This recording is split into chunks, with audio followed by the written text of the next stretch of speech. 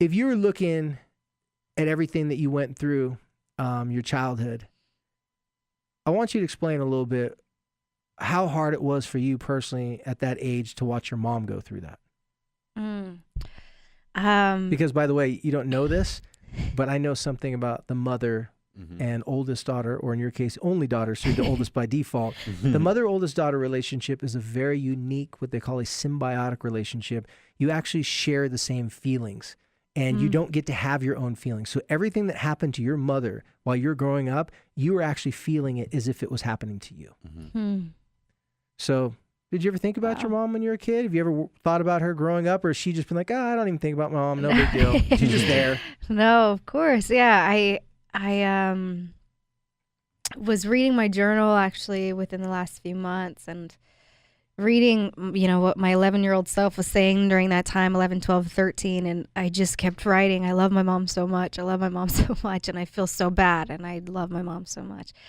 And it was hard. Yeah, it's hard to see your parents go through that. I think now I look back and I feel bad for my dad as well, but I think at the time it was my mom, that was catching a lot of the brunt of the stuff that was going on. And so it was difficult to watch. I've seen and counseled, being a professional counselor, I've counseled girls in similar situations. The oldest daughter has told me this many times. I want to see if you can relate to this at all. She said, I think something's wrong with me because I don't feel anything. And I remember listening to a number of girls say this kind of type of, describing it this way. And I say, well, why don't you feel anything? And then they talk about how much they're worried about their mom. And their mom's going through so much distress. It's like, I can't be another problem. I can't be, as Kenneth, in your lyrics, what would you say about the burden? Oh, I didn't want to tell nobody I was hurting because I don't want to, dang it. Because I don't want to be a burden. Yeah, there we go. Yeah.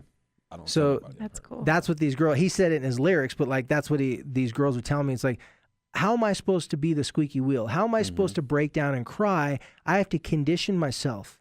It's a defense mechanism, because if I break down and cry, I know what my mom's going to do. She's going to lose it. If my mom sees me crying and she can barely handle her stuff, she ain't going to work. Who knows? What, we may never eat again, right? Yeah. And so these girls would say, I have to be strong. But unfortunately, being strong sometimes is shutting off our emotions and going numb. Right. And I don't know. I mean, these are just things. Can you relate to that at all? Absolutely.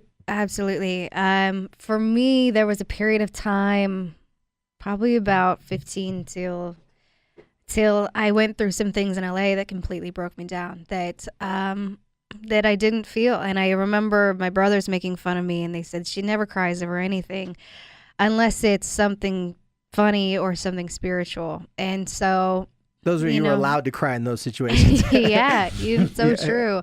It was this feeling of that I had to be strong. I had to, feelings were weakness.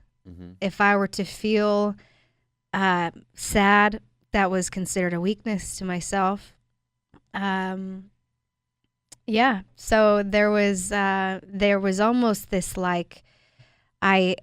to me, it was like I was proving my strength as well through me being able to not be hurt and to not allow people in, and to kind of just shut everybody out to an extent.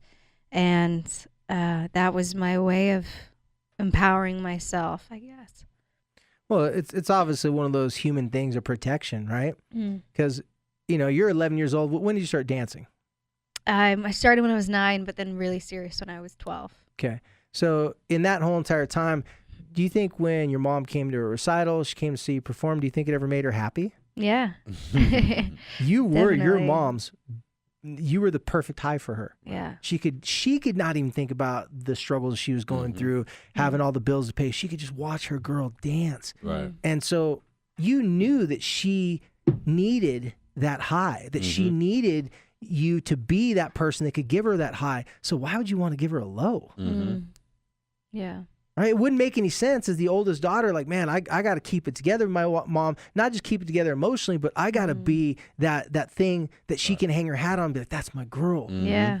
And so that was a gift that you were giving her. And I've seen so many daughters, oldest daughters, of course, specifically talk about their mothers with that reverence. It's like, man, I just want to know, I want to make my mom happy. Because let's face it, if you come home and mom's not happy, the boys can be like, oh, whatever. But you're like, no, we got to clean something. Something's wrong. Like, we got to figure it out. Like, for some reason, that oldest daughter, she's like half mom, half daughter. Yeah. Like, she doesn't really get to be her own self, you know?